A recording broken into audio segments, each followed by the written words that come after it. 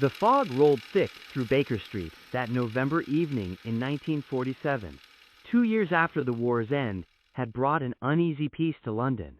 The city bore its scars like an old soldier, and in the dim glow of the gas lamps, shadows danced with secrets that would make even the dead whisper.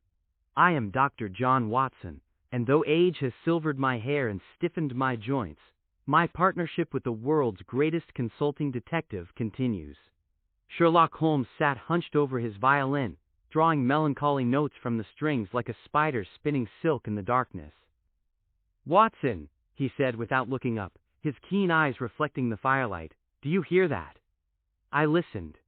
Beyond the mournful cry of his violin, only the distant clip-clop of hooves on cobblestone, and the ever-present hum of a city that never truly sleeps. "I hear nothing unusual, Holmes." "Precisely." He set down his instrument with deliberate care. "Mrs. Hudson has not brought tea. She has not climbed the stairs. She has not even stirred from her quarters below.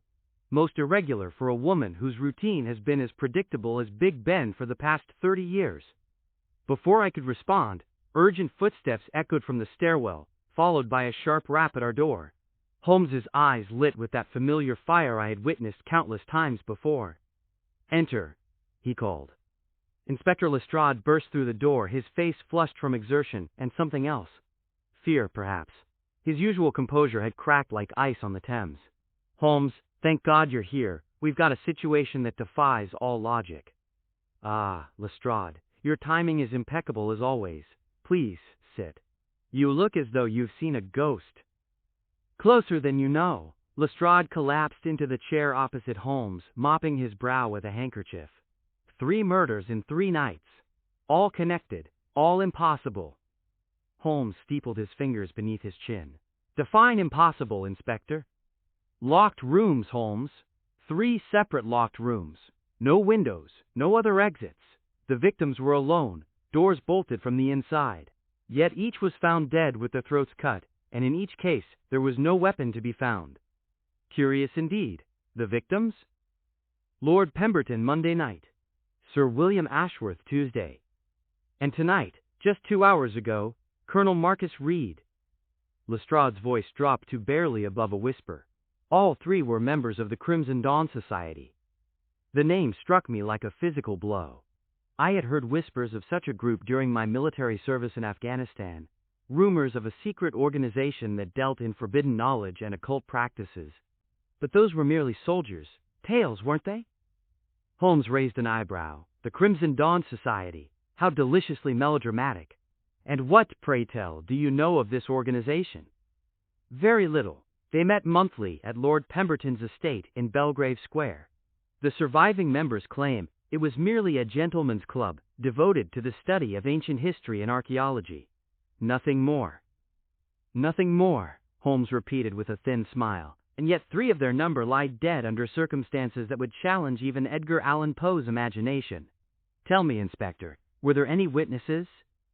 "None. Each man was discovered the following morning by his respective household staff. But here's the strangest part, Holmes. Each victim was found clutching a small red stone in his left hand, carved with symbols none of us can identify." Holmes rose abruptly and began pacing, his dressing gown swirling behind him like the wings of a great bird. "Show me these stones, Lestrade." The inspector reached into his coat and produced a small velvet pouch. From it, he withdrew 3 identical stones, each no larger than a walnut, carved with intricate symbols that seemed to shift and dance in the firelight. The stones pulsed with a deep crimson hue that reminded me uncomfortably of fresh blood. Holmes examined each stone with his magnifying glass, his expression growing more serious with each passing moment. "Watson, what do you make of these markings?" I leaned closer, adjusting my spectacles. The symbols were unlike anything I had encountered in my medical training or travels. They appeared ancient, predating any known alphabet, yet there was something familiar about their configuration. "They remind me of hieroglyphs, Holmes, but far older. There's something almost alive about them." "Precisely my own observation." Holmes returned the stones to Lestrade. "Inspector, I shall require access to the crime scenes immediately, all 3 of them, and I want a complete list of every member of this Crimson Dawn Society." living and dead. Lestrade nodded grimly. Already arranged. But Holmes, there's something else. Something I haven't told you. He hesitated, glancing around the room as though the shadows themselves might be listening. Each of the victims before their deaths had been receiving threatening letters, identical messages written in what appears to be blood. And these messages said, "The debt of the Crimson Dawn must be paid. The 13th hour approaches. Prepare for judgment." A chill ran down my spine that had nothing to do with the November cold. Holmes, however, seemed energized by this revelation, most illuminating. And when did these letters begin arriving? Exactly 1 week ago, 7 days before the first murder. Holmes clapped his hands together with evident satisfaction. Excellent! We have a timeline, a method, and now a motive begins to emerge from the shadows. Watson, fetch your coat and revolver. We have work to do before the fog lifts. As we prepared to leave 221B Baker Street, I couldn't shake the feeling that we were walking into something far more dangerous than a simple murder case. The very air seemed charged with an electric tension, and more than once I thought I glimpsed movement in the peripheral shadows that vanished the moment I turned to look directly. Our first stop was Lord Pemberton's estate in Belgrave Square. The Georgian mansion loomed against the night sky, like a monument to secrets and money, its windows dark, except for the faint glow emanating from the library where the murder had taken place. Lestrade's key turned in the lock with a sound like breaking bones. "The library is through here," Lestrade whispered, though I couldn't fathom why we were whispering in a house of the dead. The library was a study in contradictions. Thousands of volumes lined the walls from floor to ceiling, their leather bindings gleaming in the lamplight like rows of watchful eyes. Yet at the room's center lay an overturned chair and a dark stain on the Persian rug that no amount of scrubbing would ever fully remove. Holmes immediately began his examination, his trained eyes cataloging every detail with mechanical precision. "The door was locked from the inside, you said?" "Aye, bolted tight. We had to break it down to gain entry." Holmes knelt beside the bloodstain, producing his magnifying glass. "The angle of the blood spatter suggests the victim was seated when the attack began. Yet there are no signs of struggle. Curious." He moved to examine the door. "The bolt shows no signs of tampering. The hinges are original and undisturbed. No secret passages that I can detect." I wandered to the bookshelves, noting the eclectic collection. Ancient histories rubbed shoulders with volumes on archaeology, astronomy, and subjects I hesitate to name. One book in particular caught my attention, its title embossed in faded gold lettering, "The Chronicles of the Crimson Dawn, A Complete History." "Holmes," I called softly, "you should see this." He joined me at the bookshelf, his eyes widening as he read the title. "Most fortuitous, Watson. Let us see what secrets Lord Pemberton was keeping." He opened the book carefully, its pages yellowed with age and brittle as autumn leaves. The text was written in multiple languages, some of which I recognized as Latin and ancient Greek, others completely foreign to my experience. But the illustrations were what made my blood run cold. Detailed drawings of ritual ceremonies, strange symbols matching those found on the red stones, and most disturbing of all, depictions of human sacrifice performed under the light of a crimson moon. "Good Lord," I breathed. "Holmes, this isn't the work of any gentleman's archaeological society. This is something far more sinister." Holmes nodded grimly, turning pages with growing fascination. "Indeed, Watson. According to this text, the Crimson Dawn Society was founded in 1847, exactly 100 years ago. Their purpose was to unlock what they called the ancient powers through ritual and sacrifice. But look here." He pointed to a passage written in English. "The society disbanded in disgrace in 1897 after a scandal that left 3 members dead and the rest fleeing London in fear for their lives." Then how could Lord Pemberton and the others be involved? The sons, Watson, or perhaps the grandsons, of the original members. It appears the society was recently reformed by descendants who believed they could succeed where their ancestors had failed. Lestrade had been listening with growing unease. "You're saying these murders are connected to something that happened 50 years ago?" "I'm saying these murders are the direct result of something that began 100 years ago and was never properly finished." Holmes snapped the book shut with a sound like thunder. The question now is whether we're dealing with a very human killer seeking revenge for old wrongs, or something considerably more supernatural in nature. Before either Lestrade or I could respond, a new voice cut through the library's stillness like a blade through silk. "I rather think you'll find it's both, Mr. Holmes." We spun toward the doorway where a figure stood silhouetted against the hallway light. Tall and gaunt, dressed in a black overcoat that seemed to absorb rather than reflect the illumination around it. The stranger moved into the library with the fluid grace of smoke made manifest. His face was angular and pale, dominated by eyes that seemed to hold depths no mortal gaze should possess. "Allow me to introduce myself," the figure said, his voice carrying an accent I couldn't quite place. "Professor Aldrich Blackwood, last surviving member of the original Crimson Dawn Society." Holmes's hand moved instinctively toward his coat pocket, where I knew he kept his revolver. "Surviving member? According to the records I've just examined, all members of the original society died in 1897. Blackwood's lips curved in what might generously be called a smile. "Died? Oh, my dear Mr. Holmes, death is such a limiting concept, don't you think? I prefer to think of it as a temporary inconvenience." Lestrade had gone pale as parchment. "Now see here, you can't just walk into a crime scene. This area is restricted by order of Scotland Yard." "Inspector Lestrade, isn't it?" Blackwood turned those unsettling eyes toward the policeman. "How refreshing to meet someone who still believes in the authority of earthly institutions. Tell me, have you ever wondered why your locked room murders seem to defy all natural law? What do you know about the murders?" Holmes demanded, his voice sharp as a whip crack. "I know everything about them, Mr. Holmes. After all, I ordered them."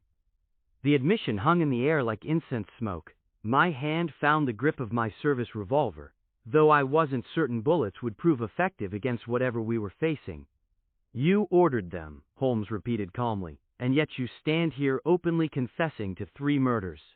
Either you're supremely confident in your ability to evade justice, or you're quite mad. Perhaps both, or perhaps neither." Blackwood moved closer to the bloodstain on the carpet, his movements unnaturally fluid. "You see, Mr. Holmes, 50 years ago the Crimson Dawn Society made a bargain. We sought to unlock powers that mortal men were never meant to possess. We succeeded, after a fashion. But every bargain has a price, and ours came due in 1897. 3 men died," I said, finding my voice at last. "The scandal that destroyed the original society. 3 men died, yes, but not just any 3 men. They were sacrifices, Dr. Watson. Willing sacrifices who gave their lives to seal away something that should never have been awakened in the first place." Blackwood's gaze fixed on mine, and I felt as though I were staring into an abyss that stared back with malevolent intelligence. "I was the 4th sacrifice, the one who volunteered to remain behind as guardian." Holmes stepped forward, his analytical mind working to process this fantastic tale. "Guardian of what, exactly?" "Of the prison we created, the binding that holds back the Crimson Dawn itself." Blackwood gestured toward the book Holmes still held. "That tome contains only fragments of the truth, Mr. Holmes. The real power of our society lay not in what we sought to gain, but in what we agreed to contain. The Crimson Dawn is not merely a name or a concept. It is a living entity from beyond the veil of reality, and 50 years ago we barely managed to trap it before it could consume all of London." Lestrade had been listening with the expression of a man whose world was crumbling around him. "This is madness. Pure, unmitigated madness." "Is it, Inspector?" Blackwood reached into his coat and withdrew one of the red stones, identical to those found with the victims. "Then explain how I entered this locked room without using the door. Explain how 3 men died in circumstances that violate every law of physics you hold dear. Explain how I have walked among the living for 50 years without aging a single day." As if to demonstrate his point, Blackwood simply stepped backward and vanished through the solid wall behind him. For a moment the library was silent except for the sound of our own labored breathing. Then his voice came from directly behind us. "The new Crimson Dawn Society, in their ignorance and greed, sought to break the binding we died to create. Lord Pemberton, Sir William, and Colonel Reed were attempting to resurrect the entity we sacrificed everything to contain. I could not allow that to happen. Holmes whirled to face him, his composure finally cracking. So you killed them. I executed them. There is a difference, though I don't expect you to appreciate the distinction. Blackwood held up the red stone, and its surface began to pulse with an inner light that hurt to look upon directly. Each of these stones contains a fragment of the binding spell. When the three conspirators attempted their ritual last week, they unknowingly triggered the Guardian Protocol built into the original enchantment. Their deaths were not murder, Mr. Holmes, they were justice. Justice? I found myself shouting, decades of medical training and military service rebelling against this supernatural explanation. 3 men are dead. Whatever they may have done, whatever they may have planned, they deserved a trial, not execution by some self-appointed phantom. Blackwood's expression softened slightly, and for a moment he looked almost human. Dr. Watson, you served in Afghanistan. You've seen the horrors that men can inflict upon one another in the name of God and country. But I have seen horrors that would drive you mad if you glimpsed them for even an instant. The Crimson Dawn is not merely evil, Doctor. It is the antithesis of existence itself. If it were ever to break free. He gestured toward the window, and for just a moment, the fog outside seemed to part, revealing a vision that will haunt me until my dying day. The London streets ran with blood under a sky the color of fresh wounds, buildings twisted into impossible geometries that violated every natural law. And walking among the ruins were shapes that had once been human, but now served as vessels for something unspeakably alien. The vision lasted only seconds before the fog closed in again, but it was enough. I understood then why Blackwood had done what he did. The question was whether his actions had been sufficient. The binding still holds, Holmes asked, his voice strained but steady. For now, but it grows weaker with each passing year. In 50 years more, perhaps less, it will fail entirely unless. Blackwood hesitated, and I saw something like regret in those inhuman eyes. Unless what? Lestrade demanded.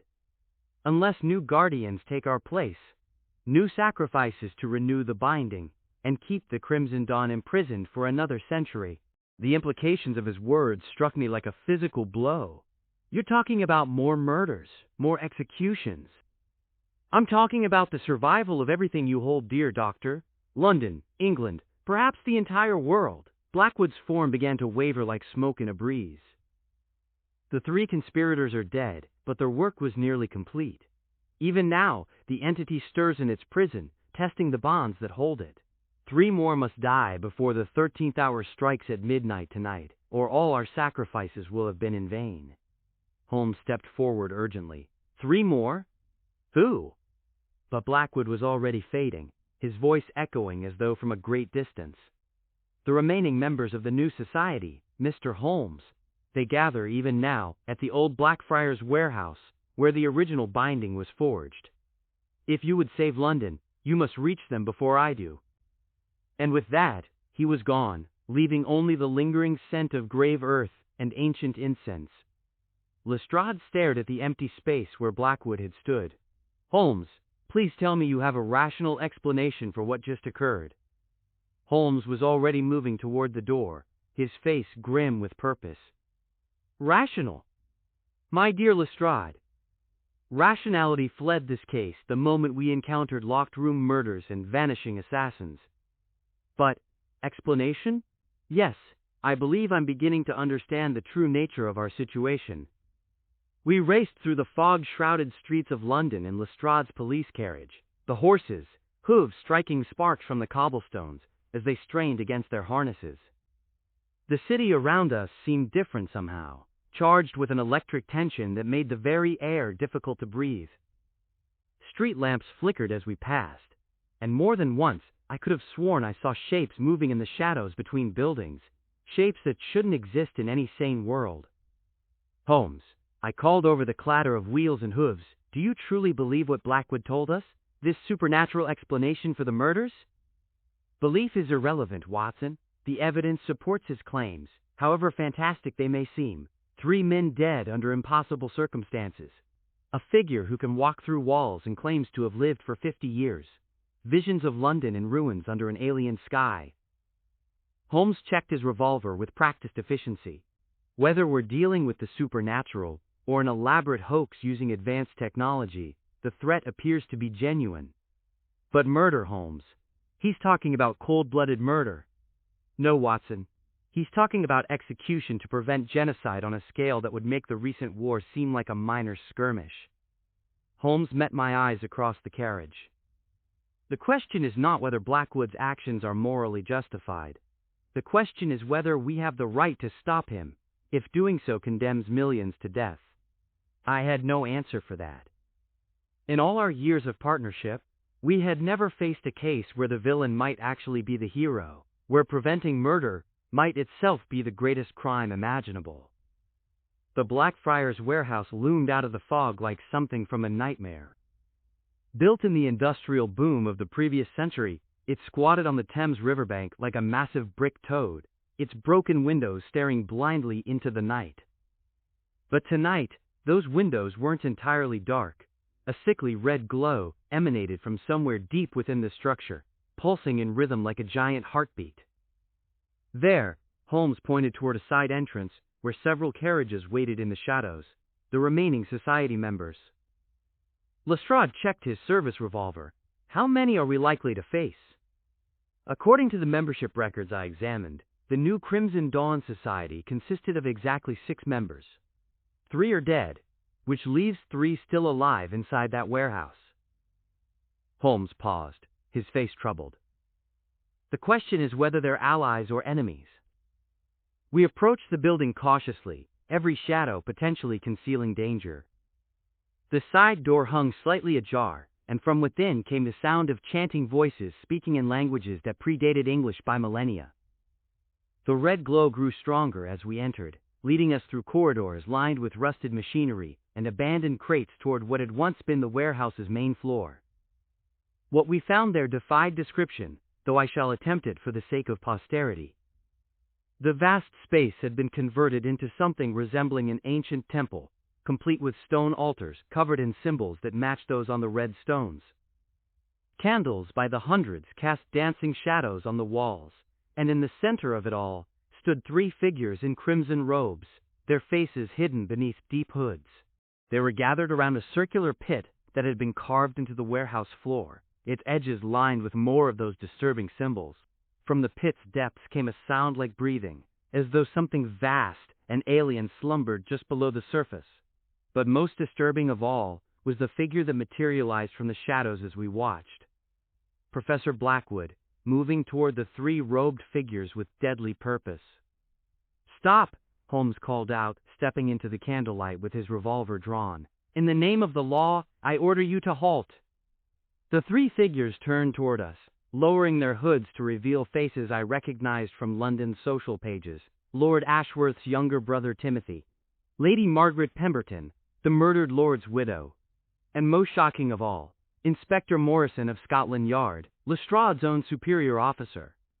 "Mr. Holmes," Morrison said with a sad smile, "I had hoped you wouldn't become involved in this affair." "Morrison!" Lestrade stared at his superior with undisguised shock. "What in God's name are you doing here?" "God's name?" Morrison laughed bitterly. "God abandoned this place long ago, Lestrade. We serve older masters now, much older." Blackwood had stopped his advance, his inhuman eyes fixed on our group. "You shouldn't have come, Mr. Holmes. What happens here tonight is beyond your ability to prevent or comprehend." Holmes kept his weapon trained on the ghostly professor while addressing the 3 conspirators. "I understand more than you think. You're attempting to complete the ritual that your predecessors began 50 years ago. You want to release the entity they died to contain." Lady Margaret stepped forward, her face alight with fanatic fervor. "Release it? No, Mr. Holmes. We want to control it, to harness its power for the betterment of mankind. Think of it. With the Crimson Dawn at our command, we could end war, eliminate disease, create a perfect world where humanity serves as slaves to an alien intelligence." Blackwood interrupted coldly. "The entity cannot be controlled, Lady Pemberton. It can only be contained or released. Your husband learned that truth moments before I ended his misguided existence." Timothy Ashworth produced a curved dagger from his robes, its blade gleaming with symbols that seemed to move in the candlelight. The ritual is nearly complete, Blackwood. You cannot stop all of us before we finish what we started. Perhaps not, Blackwood admitted. But I can ensure that your efforts are futile. He raised his hands, and the red stones we had seen with the murder victims began to appear in the air around him, orbiting his form like planets around a dark sun. The binding remains strong enough to contain your entity for a few moments more, long enough for me to add 3 more deaths to the tally of justice. What happened next occurred with the swift brutality of a thunderstorm. Morrison lunged for an altar, where more ritual implements waited, while Timothy raised his dagger toward the pit and began chanting in that ancient tongue. Lady Margaret produced her own blade and moved to complete some final component of their dark ceremony. But Blackwood was faster than any mortal man had a right to be. He seemed to fold space around himself, appearing first beside Morrison to deliver a blow that sent the corrupt inspector crashing into the wall with bone-breaking force. Then he was behind Timothy, his pale hands closing around the young man's throat with implacable strength. "Holmes!" I shouted, realizing that whatever moral complexities we faced, we couldn't simply stand by and watch 3 people be murdered before our eyes. Holmes fired twice in rapid succession, his bullets striking Blackwood's center mass with no apparent effect. The ghostly professor didn't even pause in his grim work, as Timothy's struggles grew weaker and finally ceased. Lady Margaret had reached the pit's edge and was chanting frantically, her words echoing from the depths below like a summons to hell itself. From those depths, something began to respond. The breathing sound grew louder, more labored, as though a giant were stirring from centuries of slumber. The very air grew thick with malevolent presence, and I could feel my sanity straining against concepts too vast for the human mind to grasp. "Watson!" Holmes grabbed my arm. "We have to stop her!" But as we moved toward Lady Margaret, Blackwood appeared between us and the pit, his face twisted with something beyond mere anger. "You fools! Do you have any conception of what you're unleashing?" The lady continued her chanting, oblivious to our presence, lost in fanatic communion with the thing below. And then, with a sound like reality tearing, something began to emerge from the pit. I cannot adequately describe what rose from that excavated pit in the bowels of the Blackfriars warehouse. Language itself seems inadequate to convey the horror of it, as though words were too small and clean to contain such cosmic wrongness. It was vast beyond measurement, yet somehow compressed into a space that should not have been able to contain it. It was darkness given form, emptiness made manifest, a negation of everything natural and good in creation. Tentacles, if that word can be applied to appendages that existed in dimensions human eyes were never meant to perceive, writhed upward from the pit, like the arms of some impossible octopus. But these were not mere tentacles of flesh and blood.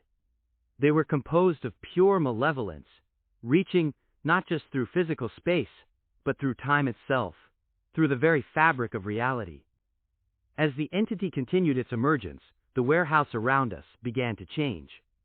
The walls rippled like water, their brick substance flowing and reshaping itself into configurations that hurt to look upon. The ceiling stretched impossibly high, becoming a dome of star-filled void, where constellations arranged themselves into symbols of power and madness. And through it all, Lady Margaret continued her chanting, her voice rising to a crescendo of triumphant ecstasy. "Behold," she cried, raising her arms toward the emerging monstrosity, "the crimson dawn rises, the old world ends and the new begins." Blackwood moved with desperate speed, his form becoming even more insubstantial as he drew upon whatever supernatural energy sustained his existence. 50 years, he snarled, grappling with Lady Margaret, even as the ritual reached its climax. 50 years of vigilance, of sacrifice, and you would throw it all away for power you cannot possibly comprehend. Holmes had drawn his backup revolver and was firing round after round into the emerging entity, though his bullets seemed to pass harmlessly through its substance without effect. "Watson, the stones! We need those red stones!" I understood immediately.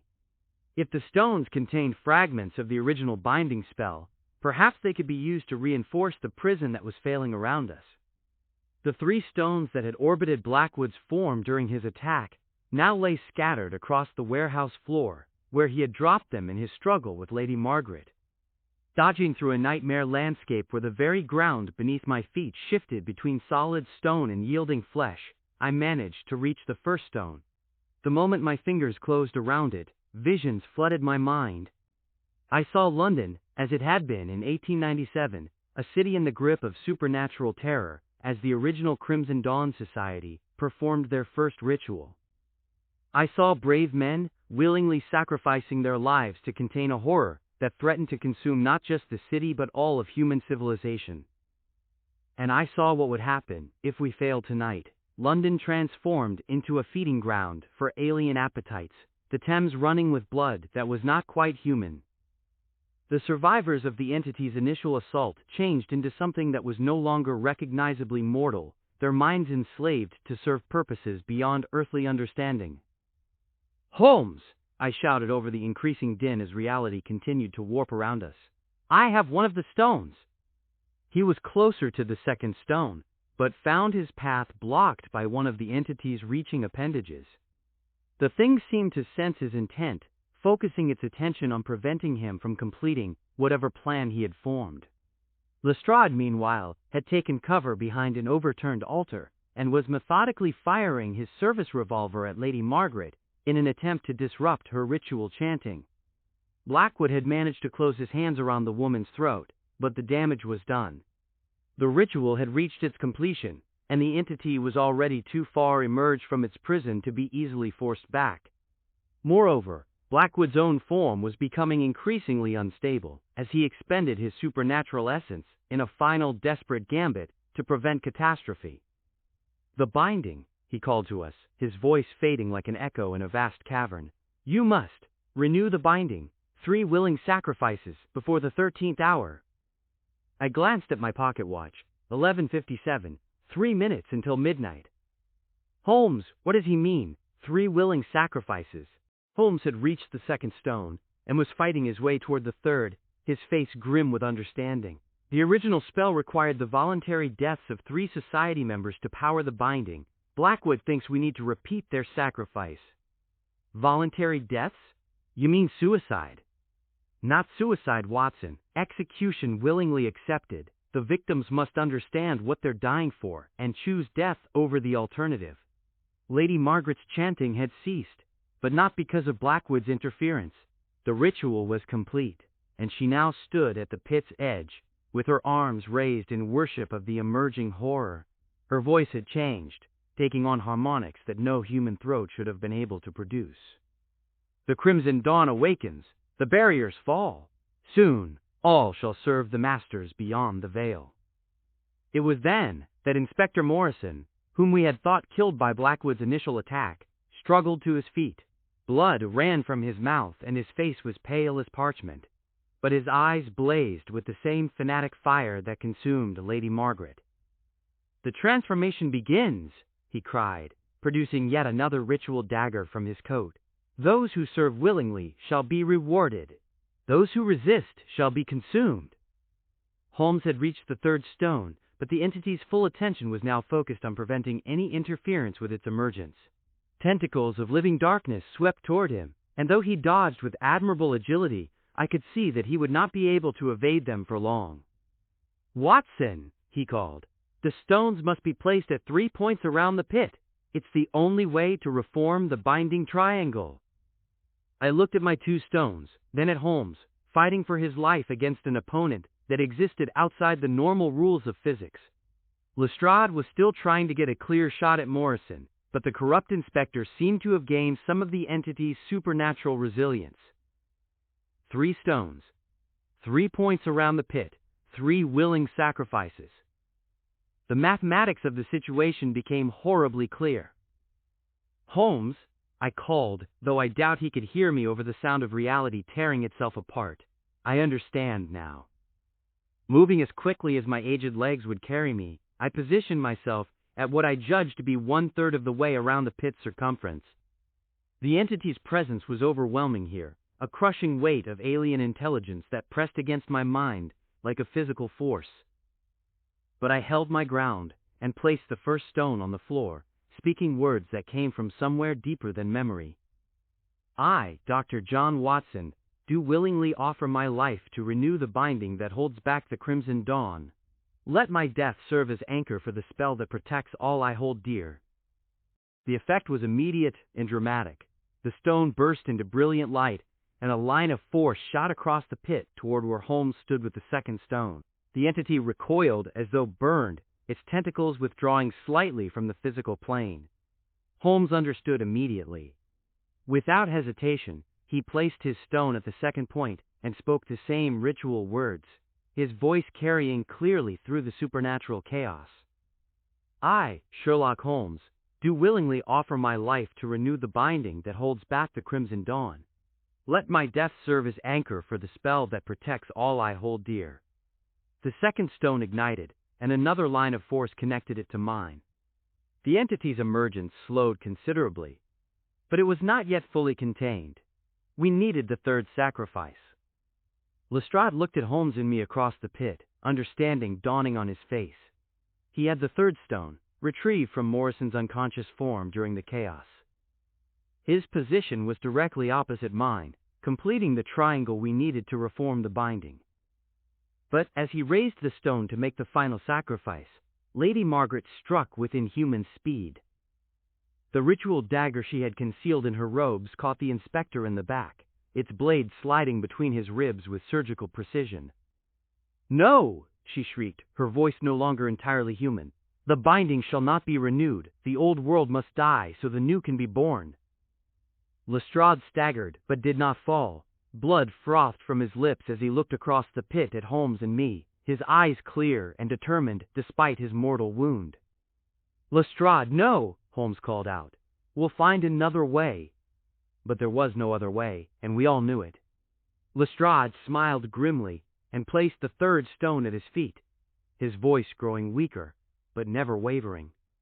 "I, Gregory Lestrade of Scotland Yard, do willingly offer my life to renew the binding that holds back the crimson dawn. Let my death serve as anchor for the spell that protects all I hold dear." The third stone blazed to life, completing the triangle. The lines of force connected all 3 points, creating a cage of pure energy around the pit. The entity let out a sound that was part shriek, part roar, and part something else that drove ice picks of pain through our skulls.